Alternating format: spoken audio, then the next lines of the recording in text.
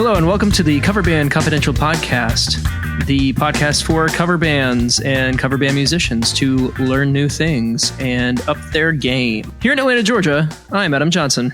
Here in Greensboro, North Carolina, Dan Ray. So Dan, how's your week going so far? My week is good. We're prepping for a show at a bar that has kind of become home base, a place called Tailgaters, Gators, Tailgaters. I get it. Yeah, it's clever. And that place has, including Saturday night, we have 3 dates on the books with them, plus New Year's Eve. Oh, so that's fantastic. Yeah, it's very much a home-based kind of joint, and it's just a great room of regulars and music fans. They do music in there every couple weeks, and I'll tell you, the venue puts up Facebook events and stuff, and for ours, the title of it was "The Clanky Lincolns Are Back. You need to not miss them." That seems like a lot. And well, it was lengthy, but it was more emphatic than anything I've ever seen those people post. And the woman who does it has been sharing the event on her timeline and the venue's timeline every day this week. Oh, that's great.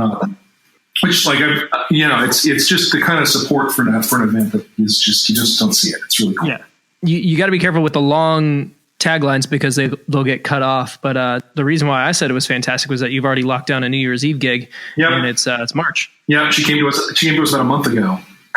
I was like, dude, it's February, and we discussed it. We've only played there once or twice, and we played there once, and we tore the house down. They want us as regulars, and they have us as regulars. Happy to do it. And when they approached us about that, first of all, the thought was, well, it's a lot of months between now and New Year's. What if? And they're a great venue, but they're not very well known. They're not a big name in terms of music venues in town. And we kind of had a thought, like, gosh, what if we get an offer from someplace more prominent that we'd really rather do? And we just kind of did all that math and sort of factored in their loyalty and interest in us, and just said, well, fine, it's fine, let's just do it. Yeah, I mean, sometimes you have to hedge your bets on, you can lock something down and it's guaranteed, or you can, hold out for potentially something better. Yeah. But you always run the risk of holding out for nothing. Yeah. And, and in this case, we figured it was worth the relationship. They've been like really great partners with us. So that's always something to consider. Everybody take note of that. Relationships matter in this business. They're everything. Yep. It's like Scarface. He only had 2 things and he didn't break them for anybody. Anywho, that was a Scarface reference. Yes, I got it. We have a very important topic to cover today, and it's one that we tried to cover a week ago, and nothing worked, and the whole thing got scrapped. So this is our second attempt at talking about branding and marketing. And the best part of this episode is that Dan has already written a fantastic article relating to these things, and I am merely here for color commentary. So without further ado, may I introduce the illustrious Dan Ray. I'm illustrious. Yeah. So, I should preface this by saying I work in marketing. What I actually do is tangential to marketing. I manage a software development team, but in a marketing agency that does a lot of marketing and branding work. And so I've been really steeped in it and immersed in the whole concept of marketing for quite a few years now. And as a result, I think it's fair to say that the Clanky Lincolns are probably the best branded band in my market. And that's on purpose. It's the result of some deliberate choices I made. So branding is really a dear to my heart sort of concept. And one thing that people often get confused with is like a logo. When you say a brand, people think of a logo. And a logo is an important part of a brand, but there's way more to Nike than a swoosh. There's way more to Apple than the logo, the apple with the chunk out of it. So we're going to talk about the components of a brand and what goes into it, and also why you need one, why you even need to think about this as a band or as a band leader. So what do we go over let's go over the high level topics, and then we'll dive into each one of them. All right, good. So we're going to talk a little about like, what is branding even? What is it? And then we're going to break down the things to think about that are components that make up a brand. We'll talk about target audience. We'll talk about brand personality and brand experience. We'll talk about brand differentiation, and then the graphical and other components that make up your brand materials, your brand identity, and your brand collateral. Awesome. And then sort of through that, on the way of that, if we haven't picked it up along the way, we'll talk about brand gap and the sort of activities that you end up taking, the sort of choices you end up making that are driven by your brand. Yeah. So a brand, you can think of a brand as the story that a company or organization tells about themselves. A brand is how you're understood and defined in the marketplace. Or another way to think of it is a brand is a promise that you make to the consumer about the kind of product or service you're going to provide them. So it's very much about what you stand for and what can be expected from you. And way more than having a nice logo. And there are actually a bunch of things to think about before you can get to logos or get to naming. Few of us in the band world do it that order, but in branding as a process, the naming of the company comes almost last. Yeah. Unless it comes first. Yeah. I mean, sometimes people are just really attached to a name they came up with. Or you try to build the brand around the name. Right. Which, that has some risk to it because, there may be things about the name that you weren't aware of. I think about the Chevy Nova, which means doesn't go in Spanish. Yeah. Most bands, I would say, probably have a name before they think of anything else about themselves. Mm-hmm. Certainly the case with the Clanky Lincolns. I came up with that name. We're at Disney World. And my wife said, "You want to go see the Hall of Presidents?" And I said, "I don't need to see any Clanky Lincolns." And it was like thunderstruck. And I immediately posted on Facebook, band name, calling it, next band is called the Clanky Lincolns. And like now co-frontman Justin replied immediately and said, "In." Yeah. That's the story of the naming of my band. It had nothing to do with branding. It just fell on my head. Well, and there's all kinds of stories about that, bands getting names from situations like, Childish Gambino was named because he put his name into a Wu-Tang name generator and that's what came out. Yeah.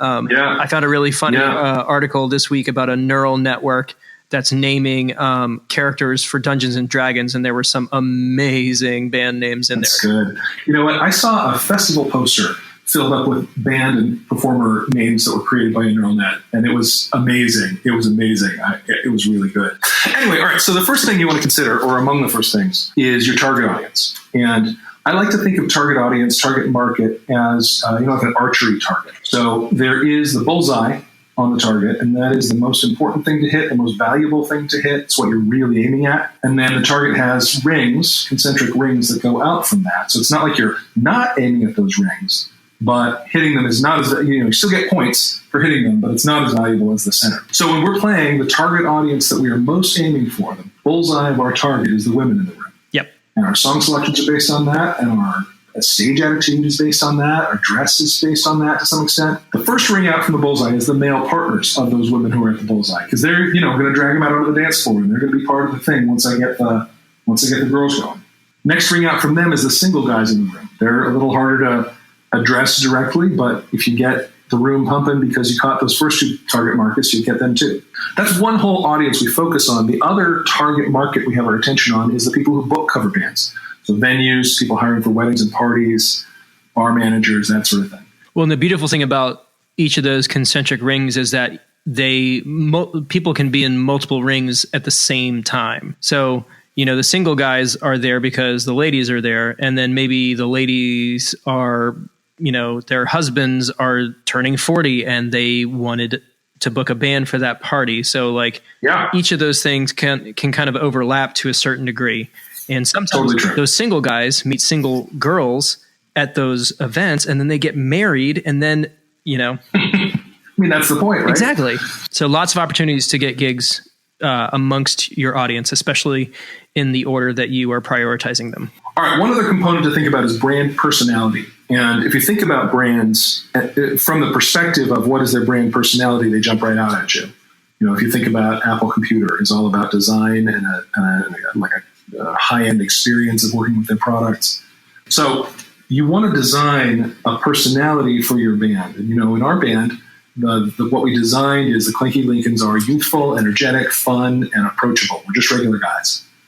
And that brand personality has driven some choices like, unlike a lot of bands, we don't dress up in particular for bar gigs. We do for special events and private parties and things like that. We dress to fit whatever the booker wants. But for a band gig, we walk in just as regular guys, jeans and T-shirts. And that's a departure for a lot of bands. A lot of bands are doing something much more designed than that, but our brand personality calls for us not to. And on the flip side, for us being primarily a corporate group, our appearance is members only jackets and tuxedo T-shirts, which implies kind of a put together look, but it's still informal, which also carries the brand personality that we're looking for, which is we're here and we're professional, but we don't take this too seriously and we're here to have a good time.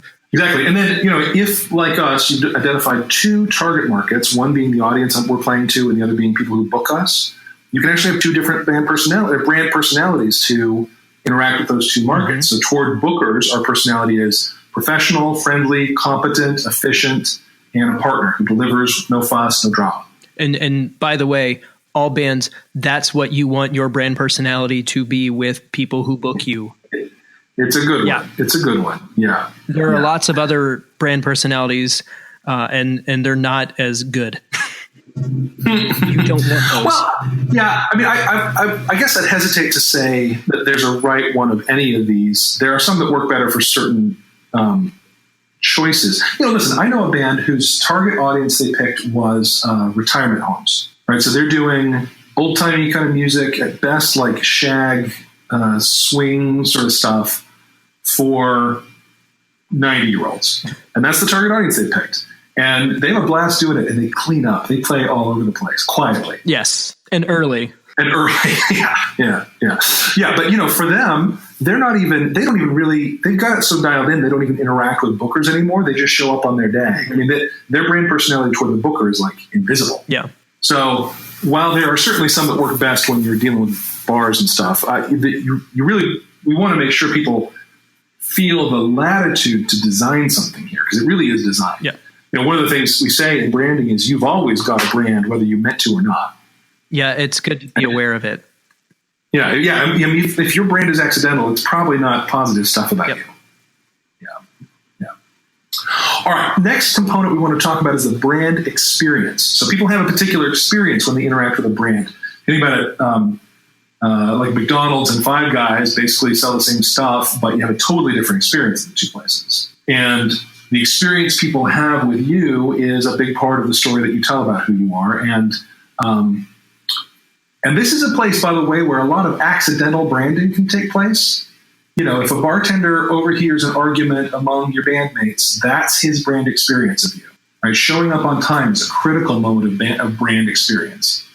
It is an opportunity to sort of notice when your behavior is not the experience you want to lead people with, and correct that about yourself. For the Clanky Lincolns, the experience that we want to leave the audience with is an experience of big party energy, leaving them happy, lit up, alive, and having had a great time. And with the booker market, we want to create an experience of confidence and certainty and partnership. When we designed that experience with the booker target audience, there's this phenomenon I hear sometimes about people worrying about if the band is going to show up. Mm-hmm. It just makes my blood run cold to think that that's, a thing people feel like they have to worry about with bands. It's just chilling. Yeah, more accidental branding there. Completely. Yeah, completely. So, I take actions like checking in with the venue a week before just to confirm, and then I touch base the morning of to say what time we'll be showing up. I want to just alleviate any kind of concern. For the booker, I want it to be smooth and confident and certain, and a real experience of partnership. I would say that we're pretty much aligned on the brand experience. We add the component of nostalgia. So we want people to have fun and big party, big energy. But we want to kind of tap into that. Oh, I remember when I first heard this song, or I remember just tap into that the significance. Another component of the brand that you need to consider is brand differentiation. What is it that makes your brand stand out in the marketplace? How are you different from other brands that you're competing against? This should be a benefit that's specific to you, it's unique to you, and it addresses a real need that the target audience has. So one thing that we kept hearing as we were talking to bookers is a concern about bands playing too loud, especially in smaller bar environments, and playing the same old cover stuff, the same old classic rock stuff that their younger college-age audiences and diverse demographic audiences were having a hard time connecting with. Yeah. We made some deliberate choices about our brand differentiation based on that. We actually selected and bought a PA system that sounds good dialed back. It doesn't actually have to be cranked up way loud to fill a space. And I will tell you, we've had a lot of rebookings just based on the fact that the bartender can hear orders. Mm-hmm. It's huge. It's a huge thing to be able to fill the room, have it be pleasant, even nice and loud if you're up close to the stage, but not overwhelming at, even 2/3 of the way back in the room. Yeah. And then we have designed a show and a set list that appeals to a very broad age range. We're adding new songs that are coming off the radio all the time. I'll tell you the new one we just added this week. It peaked on the charts in, I want to say, November. It's called I Wish I Knew You. Wish I Knew You When I Was Young. Great tunes by the Revivalists. Really, really cool tune. Cool. But we're always doing that. We're checking out what's playing right now. We're putting it on there. And, particularly like when we played the frat party last week, those kids really responded to what they heard on the radio on the way to the party. Sure. And that's rare. In our market, people are not really doing that. People are mostly playing, our market needs another Southern classic rock band like a Hole in the Head. Everybody's doing that. And so a big differentiator for us is that we're not doing that. We're doing something else. For us, being in the Atlanta market, it's very saturated. So I could name 5 other 80s bands in this town without any prompting. I'm actually filling in as vocalist for one this weekend, just to do a favor for a friend, and we had the night off, so I figured it was good musician karma. Sure.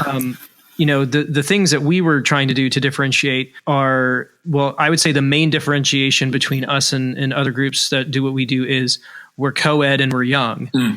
So one of the big taglines, and it's one of the things that we really, drum up, is that, everybody in this band is under 40. And for an 80s band, that is rare. Yeah. And we're able to deliver a high energy show.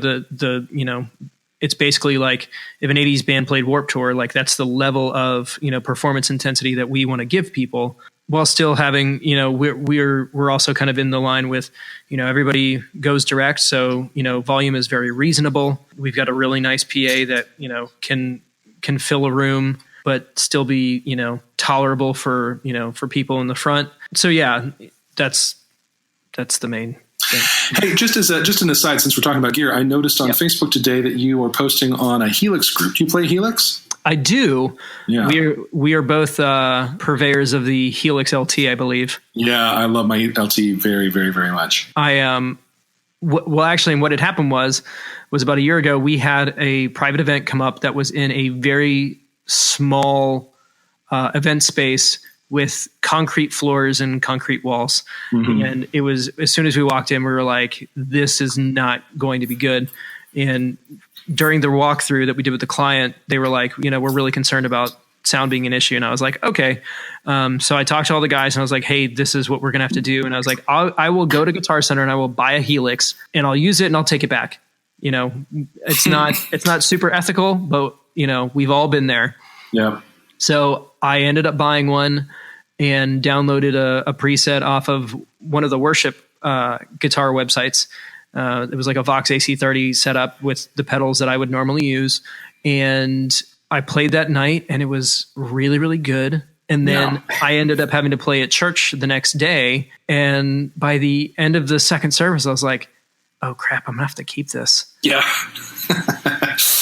But luckily I had actually gotten an email coupon from Guitar Center. So I got $150 off of it. I only had to pay about $850 for. Oh, there you go. But yeah, it's been amazing. Yeah. I've played modeled guitar amps. It's really all I've ever gigged. I had an Atomic Amplifier, the original three button, and it was great. But I kept having to build boards around it with effects that I wanted, and Helix just has all that stuff. So I've loved it. I bought mine in December, it was just before the new year, and actually gigged it the night it arrived. Yeah, I only had like 2 days to prep.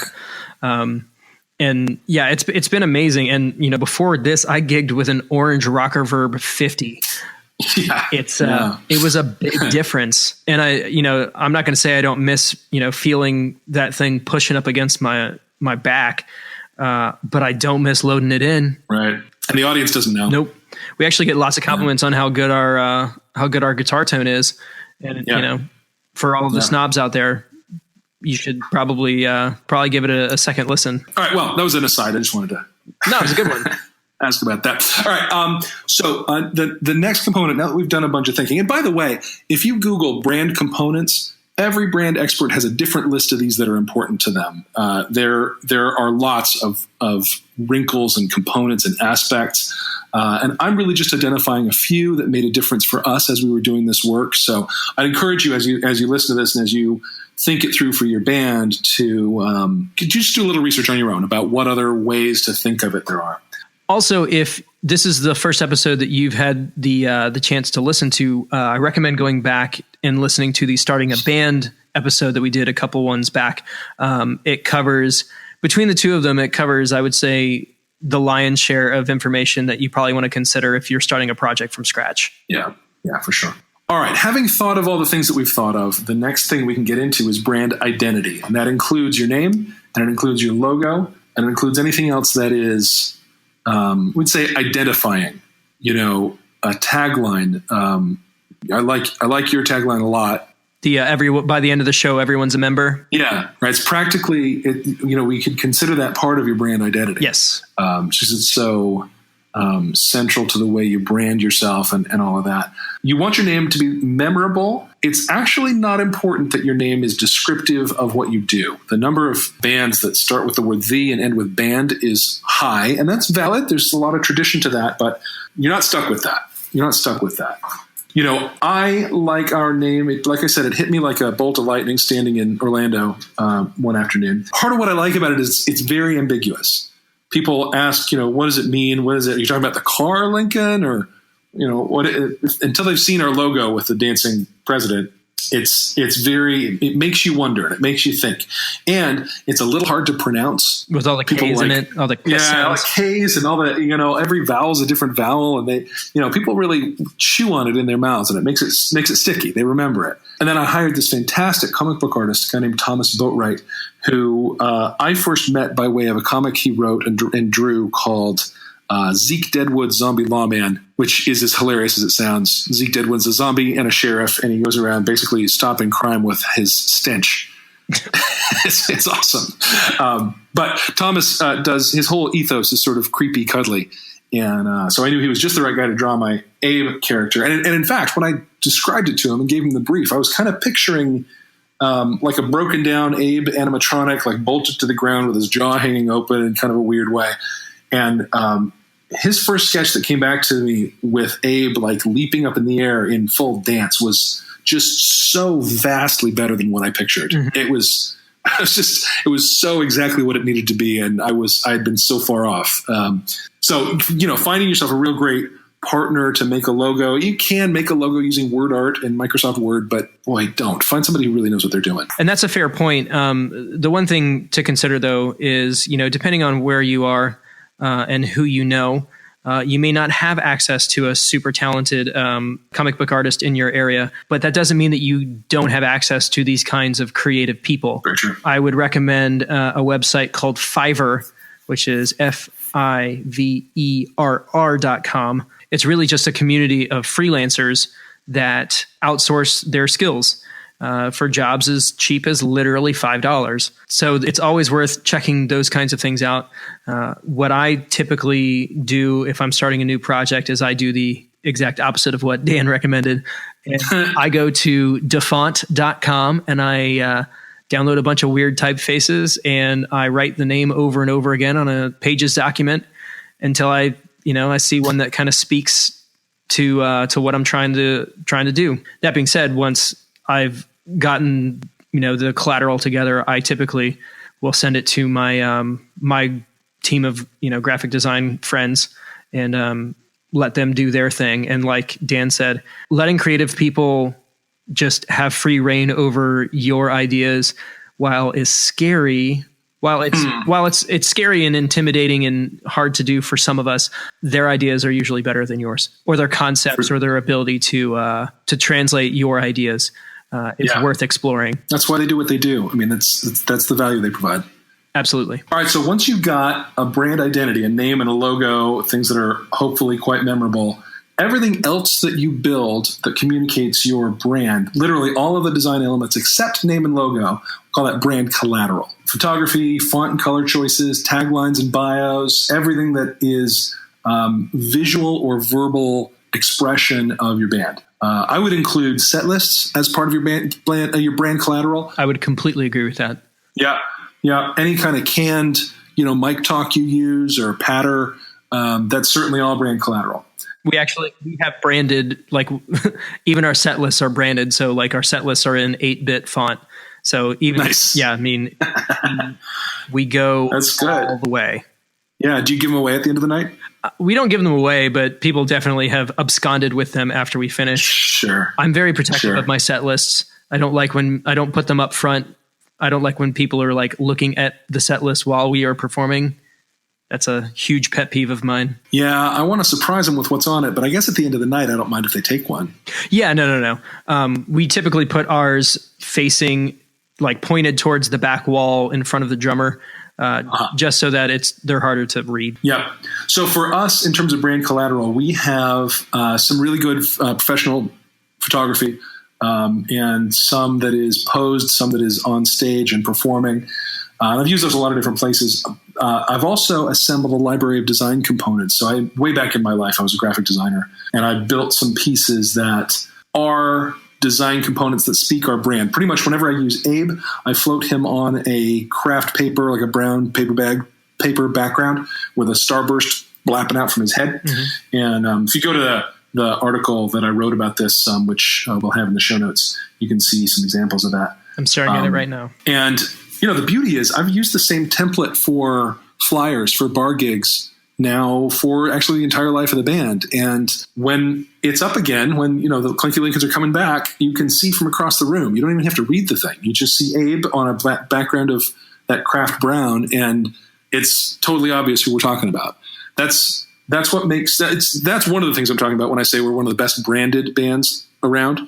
I will tell you, I dropped off some flyers for the show this Saturday at Tailgaters a couple of week ago, and my contact there, Ginger, thanked me. They look great, and said, "Here's the flyer for the band that's playing tonight." And I looked up, and it was a piece of paper, letter size paper, horizontal, right, landscape orientation, with this band's logo printed on it in black and white, and the date handwritten underneath it. Sounds very professional. It was like, thanks for the effort, guys. No flyer would have probably been better. Maybe, yeah. And compared to, I just brought her, and I found a new printer who's as cheap as Kinko's and far better quality. So I just brought this flyer that's like full color, full bleed, high design, simple, but looks really sharp. Mm-hmm. And it was glaring, the difference between the two. And one of the cool things that I really appreciate about what the amount of effort that you've put into this is that objectively, if you were out and about and you just saw a flyer for the Clanky Lincolns, you wouldn't know if it was an original band or a cover band, right? Which most cover bands don't go to the effort of putting this much consideration into their branding. And it does give you, for better or worse, it gives you an air of professionalism. And, it does. And, savvy, if nothing else. So it does. It is worth putting that effort in. Yeah. I have front and back of a legal sheet flyer that has a bunch of pictures and some, some copy I wrote. And I have booked a lot of gigs just because I walked into the place and had that and could hand it to them. And, bar managers are like, God, nobody's doing that. Nobody has put this kind of thought into it. So we've also built, in that same sort of design vocabulary, custom guitar picks and a lot of kinds of stickers. I like Sticker Mule, by the way, stickermule.com. We're not a big enough podcast for them to pay me to say so I'll say it for free.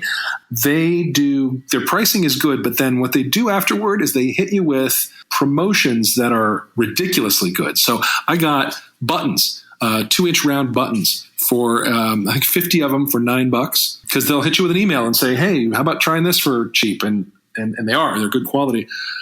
Business cards, obviously, that are inside that same design world. Let's see. T-shirts that I actually did the T-shirts before I had all of the brand components and collateral all designed. So our T-shirts are a little out of brand. I'm actually looking forward to when I can rebuy because they need a refresh. I know you guys do koozies. Yeah. So our collateral, we don't classify ours as merch because we don't sell. We just give them away. Our collateral is we have custom Wayfarers, so sunglasses, because we wear sunglasses on stage.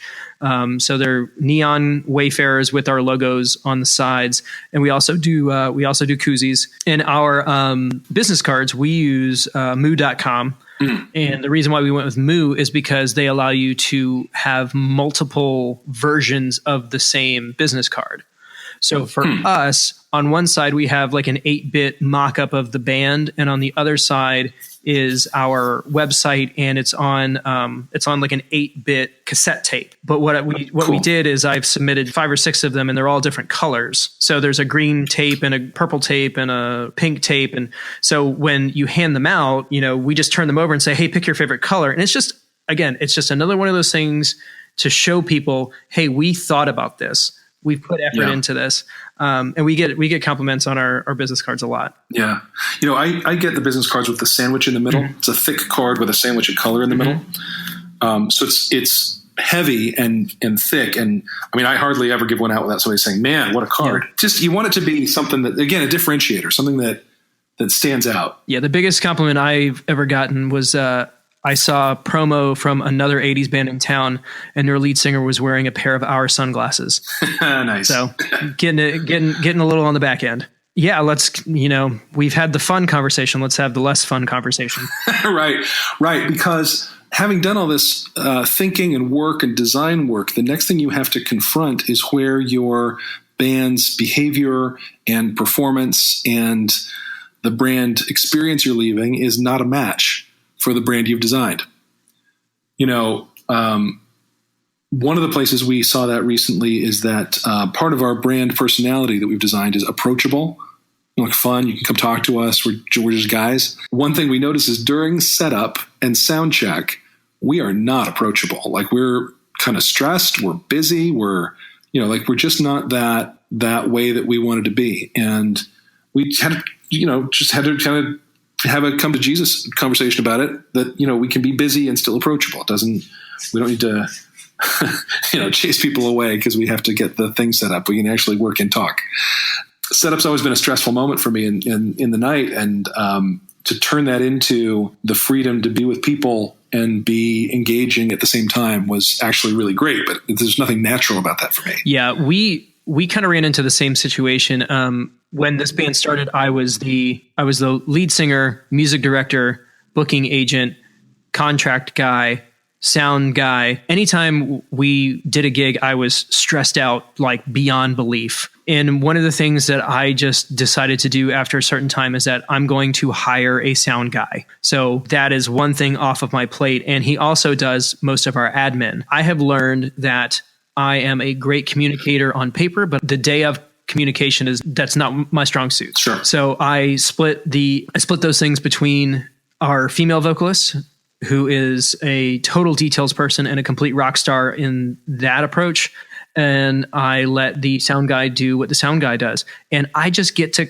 kind of show up and do my thing, and it's made a world difference. And it has definitely helped our branding because, they don't deal with the lead singer loading in the PA and being a complete, being incommunicado or not available. Right. We get to say yes a lot more than we did before. You want to consider really every part of your whole thing. From the moment you hit the venue door, you are giving off a brand experience. When we come rolling in, I have a cart that pretty much our whole rig fits on. And, we come in the door with it all strapped down tight and everything's in a case, and it's all, we look pretty professional as we hit the door. I have seen guys who, scrape a speaker across the floor and kick their guitar cable ahead of them, which leaves a brand experience like you don't care about your gear. You don't, it's not very professional. It's pretty rock and roll, but it's not, I always wonder if that guy's cable is going to short out during the night and if he's going to have to quit early or something. So, there's it's not always comfortable to sort of call one on yourself and catch yourself being off brand, but it's really important. It's really important because none of this is natural per se. None of it is your brand wasn't already going to be this. This is designed, and you kind of have to design yourself to operate consistent with it. Yeah, I've had to have conversations with certain guys in the band when, we've had some issues where, alcohol has been a factor, and we had to kind of go back and say, hey, I want everybody in this band to have a good time, but the second that you start having a good time at somebody else's expense, you have crossed the line. And it's just, it had to happen, and it wasn't great, but those frank conversations tend to foster better relationships because people understand that you're invested and that, you take it seriously, but you care enough to mention it. Yeah. It's better to do that and to move on than, to ignore it and let it pile up. And then you have that knockdown drag out, and all of a sudden you're out a guitar player. Well, I'll tell you, the one person I fired from this band, it was because in the conversation where I called him on operating off brand, and in this case, he was figuring out the parts to every song as we played them, despite having rehearsed them a lot. I don't really know what happened there. It was when we have our Nightmare Gig conversation. Yeah. This one will come up. The Gigs from Heck episode. Gigs from Heck, but that wasn't what had me have to part ways with him. It was that he didn't see that as, to use the language that we're using in this episode, he didn't see that as off-brand, and he wasn't committed. He didn't commit to do the work to bring himself back in with the brand. Mm-hmm. And I just can't. I love the guy. We're still friends, but I'm not going to have that in the space. And I've had conversations from my end where I have been off-brand and have to be reeled back in. And Yeah, no, it happens to all of us. It happens to all of us, especially those of us who are, in a leadership role in the band. It probably happens to us more than anybody because we're probably more visible in a lot of those conversations. And, it's easy to get emotionally invested and have yourself caught up in it in a way that's not, if you're talking as you instead of as the band, for sure you're off brand. Yeah, get out of my head, man. Yeah. Yeah, well, exactly. That's where we all are. That's where we all are. So the beauty of all this, to sort of sum it all up, once your brand is really cooking, once you are reliable at delivering the experience you want to deliver, and you've got all of that sort of locked in, a few things happen. Any concern you had about what they think of you disappears completely because you know exactly what they think of you because you designed it. Yeah. Further, it frees you up on stage. That being free of that frees you up to give the performance you want to give, and people start to know that you're reliable for delivering what you say.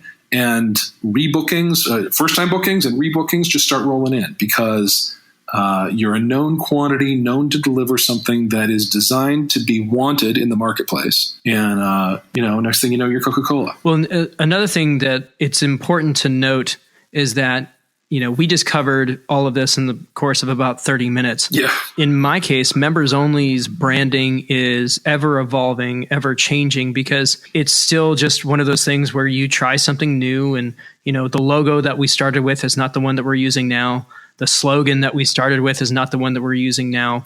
It can be this organic growth process. Oh, it's going to be. It's going to be. And that's fine. That's totally fine. In my line of work, we say that the systems have matured. Yeah. And that takes time to do. Yeah. And I look back at old photos and old videos, and we didn't even talk about videos. That's a whole branding other thing. Well, yeah, absolutely. Which we could delve into on another episode. A lot of the time you don't know the answers to the questions that we've been talking about. Mm-hmm. You have to try things and find, well, that really didn't get me what I was looking for. And, maybe this will work. And it's a lot of trial and error. Absolutely. If you can walk into a situation, with the list that we just came up with and do this before you ever, hit the stage, you're way ahead of the game. Yeah. And people in your market will notice, clients will notice, venues will notice. It's super, super valuable. But just note that it doesn't have to happen overnight, and it probably won't. Yeah. Yeah. Well, that's basically what we did. I mean, I with my background in this, I actually had us pretty well ready to tell a consistent story by the time we were first talking to venues. And it really did make a difference. It gave us traction right out of the gate that I have not had with really any other project. I'll say this about it being a work in progress and it's meant to evolve. branding is not a static deal. To give you an example of that, one of our differentiators in Clancy Lincolns is that we're new. That's part of how we talk about ourselves. Very seasoned players, and I can tell some stories about that. But as a band, we're brand new, and so we're great for venues looking to change up your lineup, looking to bring something new to your audience. And that has had a lot of good response. But the bad news is we won't be new forever. In fact, we're starting to not be new. So you need to have the flexibility about it to change your messaging and change, how you tell the story. Some band may pop up that does exactly what you do and does it better than you. And boy, you got to be ready to talk about that. Yep. Or change your approach. Yeah. Always evolving. So I'm now going to say something that's going to sound like it's undercutting everything I've just said. All right. But it's important to understand that branding is one possible way to think about this stuff. It's not the right way. It's a very powerful lens to look through. Mm-hmm. But I would counsel people not to get too, blinded by any one tool. I think branding is a really great thing to explore, and I think there's a lot of juice in it. I think it's very valuable and powerful, and I recommend everybody really consider it hard, and then do what's right for you. Do what's right for you, having done that thinking. Yeah. There are pieces, we've covered in, timer now says 50 something minutes before we've edited out all of our swear words. Oh my gosh, so many. And that is such a drop in the bucket of the time you could spend researching this and finding out about it. And it might be there might be people who would be fascinated to do that work. And if that's interesting to you, do it. There's more than you could possibly begin to. You could do a whole podcast, many, many episodes on branding, and there actually are those out there. Yeah. And if you do have questions or you're curious, reach out to us either in the Facebook group or the Twitter account, or email us at coverbandconfidential@gmail.com. We are here to be a resource and to help you guys succeed. So do reach out.